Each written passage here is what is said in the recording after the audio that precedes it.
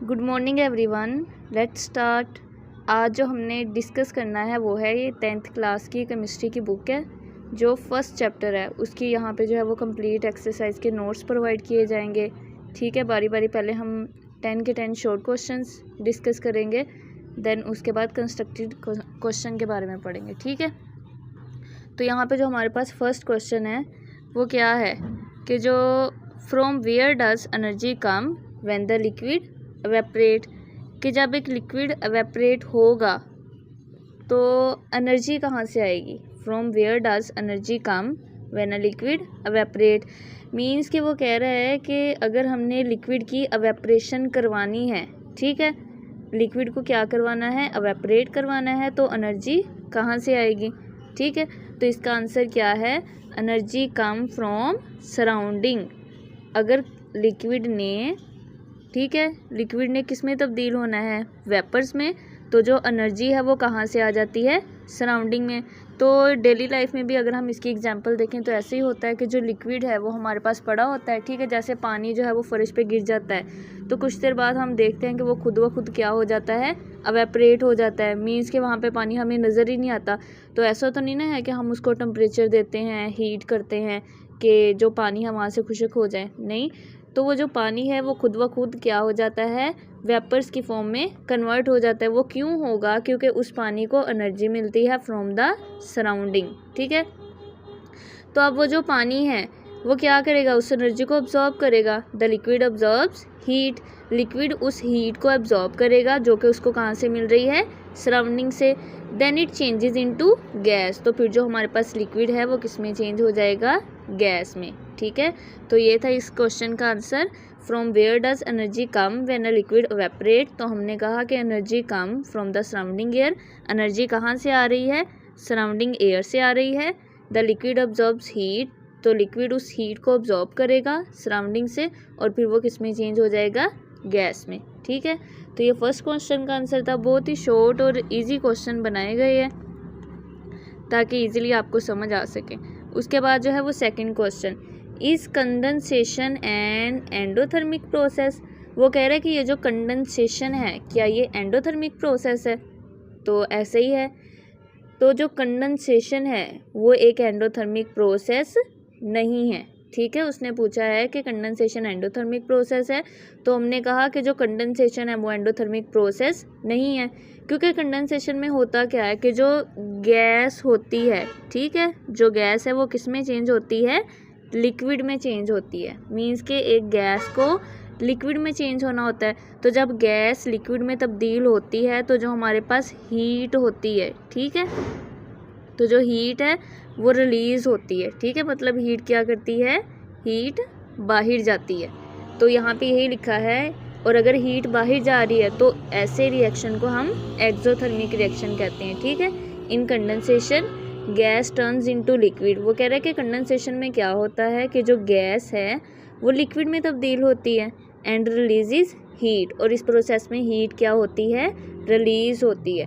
A process that release heat, ऐसा process जिसमें heat release होगी उसे हम क्या कहते हैं, एक्सोथर्मिक प्रोसेस। ठीक है, क्वेश्चन क्या था कि जो कंडेंसेशन है वो एंडोथर्मिक प्रोसेस होता है, तो हमने कहा नहीं, कंडेंसेशन एंडोथर्मिक प्रोसेस नहीं है। क्यों नहीं है, क्योंकि जब कंडेंसेशन होती है तो गैस का कन्वर्जन होता है लिक्विड में, और जब ये प्रोसेस होता है तो हीट रिलीज होती है, और ऐसा प्रोसेस जिसमें हीट रिलीज हो उसे हम कहते हैं एक्सोथर्मिक रिएक्शन। ठीक है, तो ये हमारा थर्ड क्वेश्चन हो गया। उसके बाद देखें, वाई नेफ्थलीन बाल डिसअपेयर आफ्टर सम टाइम। वो कह रहा है कि ये जो नेफ्थलीन बाल है वो कुछ देर के बाद डिसअपेयर क्यों हो जाती है। नेफ्थलीन बाल जो घरों में यूज़ की जाती है कीड़े मकोड़ों को दूर रिपेल करने के लिए, दूर भगाने के लिए। ठीक है, वो कह रहे हैं कि अगर नेफ्थलीन बाल्स हमारे पास सॉलिड फॉर्म में इस तरह की छोटी छोटी बाल्स होती है, वो कह रहे हैं कि कुछ देर बाद क्या होता है कि ये बाल्स गायब हो जाती है। मतलब हमने इनको एक दफ़ा रख दिया तो थोड़ी देर बाद क्या होता है कि ये जो बाल्स है वो क्या हो जाती है, गायब हो जाती है। तो ये बाल्स असल में गायब नहीं होती है, ये बॉल्स जो है ना वो सॉलिड फॉर्म में होती है, तो कुछ देर बाद ये गैस फॉर्म में कन्वर्ट हो जाती है। मीन्स कि यहाँ पे कौन सा प्रोसेस होता है, सब्लिमेशन का। ठीक है, सब्लिमेशन में क्या होता है कि जो नेफ्थलीन बॉल्स होती है वो सॉलिड से गैस फॉर्म में आ जाती है। ठीक है, तो यही लिखा हुआ है कि जो naphthalene shows sublimation, naphthalene sublimation का प्रोसेस शो करती है। It changes directly from solid to gas, ये जो है वो डायरेक्टली तब्दील हो जाती है सॉलिड से गैस में विदाउट बिकमिंग लिक्विड। ठीक है, तो ये सब्लिमेशन की डेफिनेशन ही लिखी हुई है। The gas spread in air, अब वो जो सॉलिड नेफ्थलीन बॉल्स थी उन्होंने सब्लिमेशन का प्रोसेस किया और वो गैस में तब्दील हो गई। ठीक है, अब वो जो गैस है वो हवा में फैल जाएगी।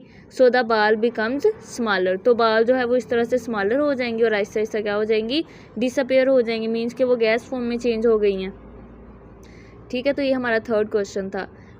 क्या है थर्ड क्वेश्चन, वाई नेफ्थलीन बाल डिसअपेयर आफ्टर सम टाइम। तो हमने कहा कि जो नेफ्थलीन बॉल्स है वो सब्लिमेशन का प्रोसेस शो करेंगी, मीन्स कि वो जो सॉलिड फॉर्म में बॉल्स थी वो किस में तब्दील हो जाएंगी, गैस फॉर्म में। ठीक है, उसके बाद नेक्स्ट क्वेश्चन है why temperature remains constant during phase change. वो कह रहे हैं कि जब ये फेज चेंज का प्रोसेस होता है, ये आपने टॉपिक अंदर बुक के अंदर पढ़ा होगा, हीटिंग और कूलिंग कर्व वाला टॉपिक। ठीक है, तो वो वही बात कर रहा है कि जब वो हीटिंग और कूलिंग कर्व हम पढ़ते हैं तो फेज चेंज के दरमियान जो टेम्परेचर है वो क्या रहेगा, कांस्टेंट। ठीक है, वो कह रहा है कि जो टेम्परेचर है वो कांस्टेंट क्यों रहता है, तो हमने इसकी वजह बतानी है। इट इज़ कॉमनली ऑब्जर्व्ड, ये देखा गया है, that phase transition occur at constant temperature. ठीक है, ये वही बात उसने लिख दी कि जो फेज ट्रांजिशन है वो कौन से टेम्परेचर पे होगी, कांस्टेंट टेम्परेचर पे।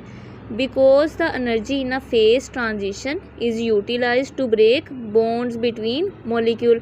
ऐसा ही होता है, वो असल में वो कहना चाह रहा है कि जब फेज ट्रांजिशन होती है हम उसको टेम्परेचर तो देते हैं लेकिन वो जो टेम्परेचर है वो कांस्टेंट रहता है। ठीक है, मतलब हम उसका टेम्परेचर इंक्रीज़ कर देते हैं या फिर डिक्रीज़ कर तो देते हैं लेकिन वो टेम्परेचर जो है ना वो फिर भी कांस्टेंट ही रहता है, टेम्परेचर की वैल्यू कांस्टेंट रहती है। तो वो इस वजह से होता है क्योंकि जो हम एनर्जी प्रोवाइड कर रहे होते हैं ड्यूरिंग अ फेज ट्रांजिशन वो सिर्फ मॉलिक्यूल्स के दरमियान जो बॉन्ड मौजूद होते हैं ना उनको तोड़ने के लिए यूज़ हो जाती है। ठीक है, there is no net increase in particle kinetic energy, मतलब कि जो हम एनर्जी दे रहे होते हैं वो तो यूज़ होगी मॉलिक्यूल्स के दरमियान जो बॉन्ड मौजूद हैं उनको तोड़ने के लिए। तो फिर एज अ रिज़ल्ट क्या होता है, तो जो पार्टिकल्स की काइनेटिक एनर्जी है वो भी इंक्रीज़ नहीं होती क्योंकि जो एनर्जी हमने दी है वो तो बॉन्ड्स को तोड़ने के लिए यूज़ हो रही है। ठीक है, तो सिर्फ बॉन्ड्स ही टूटते हैं, मॉलिक्यूल्स की काइनेटिक एनर्जी भी ज़्यादा नहीं होगी।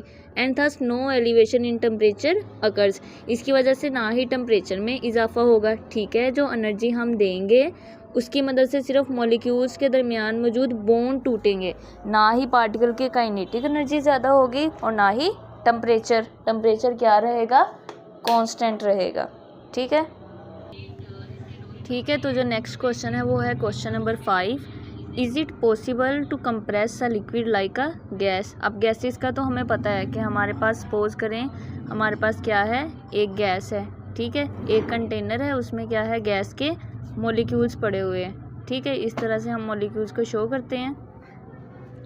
तो अगर तो हमारे पास गैस है उसके अंदर जो है वो हमने मॉलिक्यूल्स रखे हुए हैं। ठीक है, तो अगर हम ऊपर पिस्टन को नीचे प्रेस करेंगे तो क्या होता है कि जो जैसे ही हम पिस्टन को प्रेस करेंगे तो वहाँ पे जो है वो प्रेशर अप्लाई होता है जिसकी वजह से गैस क्या हो जाती है, कंप्रेस हो जाती है। ठीक है, तो वो कह रहे हैं क्या लिक्विड के केस में भी ऐसा ही होगा, क्या आप लिक्विड को कंप्रेस कर सकते हैं, तो हम कहेंगे no, liquid can not be compressed like gases. ठीक है, हम लिक्विड को कंप्रेस नहीं कर सकते। Particles in liquid are already close to each other, क्योंकि जो लिक्विड के पार्टिकल है वो एक दूसरे के करीब करीब होते हैं। ठीक है, गैस के अंदर जो पार्टिकल है ना वो एक दूसरे के बहुत ज़्यादा दूर दूर होते हैं, तो अगर हम ऊपर से उसको प्रेशर दें तो जो गैस के पार्टिकल है वो कंप्रेस हो जाते हैं, लेकिन जो लिक्विड के पार्टिकल्स है वो पहले ही एक दूसरे के करीब करीब होते हैं। ठीक है, तो इस वजह से वो कंप्रेस नहीं हो पाते। देयर इज़ एम्प्टी स्पेस, उसके अलावा वो कह रहे हैं कि यहाँ पे देयर इज़, यहाँ पे एक वर्ड ऐड कर लें little.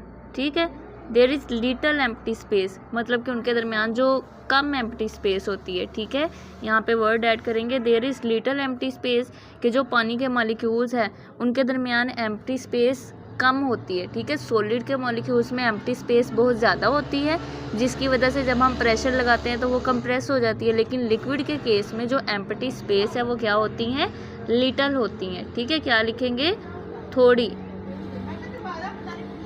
So volume does not decrease. यही वजह है कि हम जो लिक्विड का वॉल्यूम है वो क्या होगा, कम नहीं होगा। मीन्स कि हम लिक्विड को कंप्रेस नहीं कर सकते। ठीक है, दोबारा देखें, वो कह रहा है कि क्या लिक्विड को गैसेस की तरह हम कंप्रेस कर सकते हैं, तो हमने कहा नहीं, क्योंकि लिक्विड जो है वो उसके पार्टिकल्स एक दूसरे के करीब करीब होते हैं। ठीक है, और जो लिक्विड के पार्टिकल है वहाँ पे लिटिल एम्प्टी स्पेस होती है। So volume does not decrease. तो जो लिक्विड का वॉल्यूम है वो कम ही नहीं हो सकता, और अगर वॉल्यूम नहीं कम हो सकता तो लिक्विड को हम कंप्रेस नहीं कर सकते। ठीक है, आगे 6 वाला क्वेश्चन है, can you change the temperature at which water boils in your lab. वो कह रहे हैं कि आपके पास क्या है, आप लैब में हो, आपने कौन सी चीज़ ली हुई है, वाटर मॉलिक्यूल लिया हुआ है। ठीक है, इस तरह के हमारे पास वाटर के मॉलिक्यूल्स हैं। वो कह रहे हैं कि आपने इसको नीचे से जो है वो टेम्परेचर दिया हुआ है। ठीक है, तो ऐसा हो सकता है। अब हमें तो पता है कि जो टेम्परेचर पानी है वो कितने डिग्री सी पे बॉईल करता है, 100 डिग्री सी पे।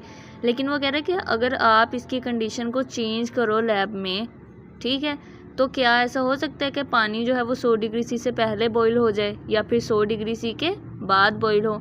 ठीक है, तो वो ये आपसे पूछ रहा है क्या आप पानी के बॉइलिंग टेम्परेचर को चेंज कर सकते हो, तो हम कहेंगे यस, हम चेंज कर सकते हैं। अगर हम उसकी कंडीशंस चेंज करेंगे, यस बाय चेंजिंग प्रेशर, अगर हम प्रेशर को चेंज करेंगे we can change boiling point. तो हम बॉइलिंग पॉइंट को भी क्या कर सकते हैं, तब्दील कर सकते हैं। किस तरह से, इफ़ प्रेशर इंक्रीजेज, अगर हम प्रेशर को बढ़ा देंगे तो वाटर जो है वो 100 डिग्री सी से ऊपर जाके बॉईल होगा। ठीक है, मतलब अगर हमने प्रेशर इंक्रीज़ किया है तो वाटर 100 डिग्री सी के बाद जाके बॉईल करेगा, और अगर प्रेशर जो है वो कम है तो वाटर 100 डिग्री सी से पहले ही बॉईल कर जाएगा। ठीक है, तो ये प्रेशर का इफ़ेक्ट होगा। अगर हम प्रेशर को इंक्रीज़ करेंगे तो पानी 100 डिग्री सी के बाद जाके बॉईल होगा, अगर हम प्रेशर को कम करेंगे तो पानी 100 डिग्री सी से पहले बॉईल हो जाएगा। ठीक है, अब देखें क्वेश्चन नंबर 8 में, when a solid is heated, क्या कह रहा है कि जब हम सॉलिड पार्टिकल्स को हीट करेंगे। ठीक है, सॉलिड पार्टिकल जो एक दूसरे के बहुत ज़्यादा क्या होते हैं, करीब करीब होते हैं। वो कह रहे हैं कि जब हम सॉलिड पार्टिकल्स को क्या करेंगे, हीट करेंगे, मतलब हमने उसको क्या करना है, गर्म करना है, तो इसके जो पार्टिकल्स है उसके साथ क्या होगा, जाहिर सी बात है जब हमने नीचे से उसको टेम्परेचर दे दिया है, ठीक है, नीचे से टेम्परेचर देंगे तो इसके पार्टिकल वाइब्रेट करना शुरू करेंगे। तो वो कह रहे हैं कि फिर इसके पार्टिकल्स के साथ क्या होगा, तो ये हमने टॉपिक के अंदर भी पढ़ा था कि जो पार्टिकल्स हैं उनकी वाइब्रेशन की स्पीड तेज़ हो जाएगी, दे गेन एनर्जी फ्रॉम हीट, उस टेम्परेचर की वजह से उनके पार्टिकल्स की एनर्जी भी ज़्यादा हो जाएगी, the distance between them increases, और एट द एंड क्या होता है कि जो सॉलिड के पार्टिकल्स हैं उनके दरमियान जो डिस्टेंस होता है वो भी क्या हो जाता है, ज़्यादा हो जाता है। असल में ये टॉपिक के अंदर हमने पीछे पढ़ा था। वो कह रहे हैं कि अगर पार्टिकल्स हैं सॉलिड के, वो वाइब्रेट कर रहे हैं, आपने उसको टेम्परेचर दिया है, तो क्या होगा, शुरू में जब हम सॉलिड के पार्टिकल्स को हीट करेंगे ना तो सिर्फ वो वाइब्रेट करेंगे, लेकिन अगर हम हीट की अमाउंट ज़्यादा करते रहेंगे तो जो सॉलिड के पार्टिकल्स है वो एनर्जी गेन करेंगे। मींस के जो सॉलिड के पार्टिकल है ना उनकी काइनेटिक एनर्जी ज़्यादा हो जाएगी। कौन सी एनर्जी, काइनेटिक एनर्जी। और एक टाइम आएगा कि जो सॉलिड के पार्टिकल है वो फिर एक दूसरे से दूर दूर होना शुरू हो जाएंगे। ठीक है, मतलब उनके दरमियान डिस्टेंस क्या हो जाएगा, ज़्यादा हो जाएगा। उसके बाद है क्वेश्चन नंबर 7। इसमें वो कह रहा है कि in which season do wet clothes dry after a relatively longer time, कि कौन से मौसम में जो गीले कपड़े हैं वो जल्दी सूख जाते हैं, कौन से मौसम में जो गीले कपड़े हैं वो लंबे टाइम के बाद सूखते हैं। ठीक है, तो ये हमें पता है कि सर्दियों के मौसम में जो कपड़े हैं वो देर के बाद सूखते हैं। तो क्यों ऐसा होता है, wet clothes dry after a longer time in winter, सर्दियों के मौसम में वो देर से सूखते हैं क्योंकि जो सर्दियों का मौसम है उसमें टेम्परेचर क्या होता है, हमारे एटमॉस्फेयर का कम होता है। ठीक है, देयरफॉर वेपरेशन इज़ स्लोअर, तो जो वेपरेशन का प्रोसेस है वो भी क्या होता है, कम होता है। उसके बाद next question, do solid and liquid also diffuse just like gases. वो कह रहे हैं कि ये जो सॉलिड और लिक्विड है क्या वो भी गैसेस की तरह डिफ्यूज़ करते हैं। लिक्विड और सॉलिड डिफ्यूज़ करते हैं गैसेस की तरह, तो हमने कहा yes. Solid and liquid also diffuse, वो भी डिफ्यूज़ कर सकते हैं बट वेरी स्लोली, लेकिन बहुत आहिस्ता आहिस्ता डिफ्यूज़ करते हैं, ठीक है। In solid particle vibrate eight fixed places, वो कह रहे हैं कि सॉलिड में जो पार्टिकल्स होते हैं वो एक दूसरे के करीब करीब होते हैं, तो वो अपनी जगह पे रह के वाइब्रेट करेंगे। सो मिक्सिंग इज़ वेरी स्लो, तो सॉलिड के अंदर डिफ्यूजन का प्रोसेस क्या होता है, बहुत स्लो होता है, ठीक है। मतलब सॉलिड भी डिफ्यूज़ कर जाते हैं, लिक्विड भी कर जाते हैं, लेकिन इनकी डिफ्यूजन का प्रोसेस बहुत स्लो होगा। इसी तरह लिक्विड भी क्या करते हैं, लिक्विड के पार्टिकल जो है वो उसमें थोड़ी सी एबिलिटी होती है कि वो फ्रीली मूव कर सकें। So diffusion is faster than solid, तो लिक्विड में जो डिफ्यूजन होगी वो सॉलिड के मुकाबले में तेज़ होगी बट स्लोअर देन गैसेस, लेकिन गैसेस के मुकाबले में कम होगी, ठीक है। उसने पूछा था कि सॉलिड और लिक्विड जो है वो गैसेस की तरह डिफ्यूज़ कर सकते हैं या नहीं, तो हमने कहा yes, solid and liquid also diffuse लेकिन स्लोली, ठीक है। सॉलिड में क्या होता है, पार्टिकल एक दूसरे के ज़्यादा करीब होते हैं तो डिफ्यूजन का प्रोसेस वेरी वेरी स्लो होगा, लेकिन लिक्विड में क्या होता है, उनके पार्टिकल के दरमियान थोड़ी सी एम्प्टी स्पेस होती है जिसकी वजह से वो डिफ्यूजन कर सकते हैं, ठीक है। Next question, question number 10। इसके बाद जो है वो क्वेश्चन नंबर 10 है। क्वेश्चन नंबर 10 में क्या लिखा हुआ है, why is dew formed in the early hours of morning. वो कह रहे हैं कि ये जो ड्यू है वो सुबह के टाइम में क्यों बनती है, तो at night the temperature of the ground and air drops down, क्योंकि जो रात का टाइम होता है, ठीक है, उसमें क्या होता है कि टेम्परेचर लो हो जाता है, मतलब हर चीज़ ठंडी हो जाती है, ग्राउंड भी और एयर जो हवा चल रही होती है वो भी क्या हो जाती है, ठंडी हो जाती है। Cold air can not hold much water vapours, तो रात के टाइम जो ठंडी हवा चल रही होती है उसके अंदर इतनी एबिलिटी नहीं होती कि वो ज़्यादा वाटर वेपर्स को अपने अंदर क्या कर सके, अब्जॉर्ब कर सके, ठीक है। तो जब वाटर वेपर्स उसके अंदर अब्जॉर्ब ही नहीं होंगे तो फिर क्या होगा कि जो वाटर वेपर्स है वो टीनी लिक्विड ड्रॉप्स में चेंज हो जाते हैं, ठीक है। मतलब कि जो हमारी हवा है उसके अंदर जो है वो वाटर वेपर्स मौजूद होते हैं। रात के टाइम क्या होता है कि ग्राउंड भी ठंडा हो जाता है और एयर भी ठंडी हो जाती है, तो एयर का टेम्परेचर कम होने की वजह से जो हवा में मौजूद वाटर वेपर्स है वो एयर के अंदर ज़्यादा अमाउंट में नहीं आ पाते, ठीक है। तो फिर एज अ रिज़ल्ट क्या होता है कि वो जो वाटर वेपर्स होते हैं अब वो हवा के अंदर तो जा नहीं रहे, तो जो वाटर वेपर्स है वो लिक्विड ड्रॉप्स में तब्दील हो जाती है, ठीक है। और वो जो लिक्विड ड्रॉप्स है वो किस किस चीज़ पे आ जाती है, सुबह के टाइम जब हम देखते हैं घास पे लगे होते हैं, पत्तों पे होते हैं और कार्स वगैरह के शीशे पे होते हैं, दिस इज़ कॉल्ड ड्यू, ठीक है। तो यही वजह है कि रात के टाइम टेम्परेचर कम हो जाता है और जो ड्यू होती है वो फिर वो अर्ली आवर्स में सुबह मॉर्निंग टाइम में ही हमें नज़र आती है, उसके बाद जो है वो हमें नज़र नहीं आती, क्योंकि बाद में फिर वही सूरज आ जाता है जिसकी वजह से टेम्परेचर इंक्रीज़ हो जाता है, ठीक है। तो फिर जो ड्यू है वो अर्ली आवर्स में बनती है। तो ये थे हमारे 10 के 10 शॉर्ट क्वेश्चंस, ठीक है। तो इसमें आपको कोई भी प्रॉब्लम हो या कहीं भी आपको लगे कि चेंजिंग करने की ज़रूरत है तो आप जो है वो कमेंट्स में बता सकते हैं, ठीक है। और किसी चीज़ की समझ ना आई हो तो वो भी आप कमेंट्स में पूछ सकते हैं। और अगर आप चैनल पे न्यू हैं तो सब्सक्राइब करें ताकि आपको न्यू वीडियोज़ इस तरह की मिले, ठीक है। अल्लाह हाफिज़।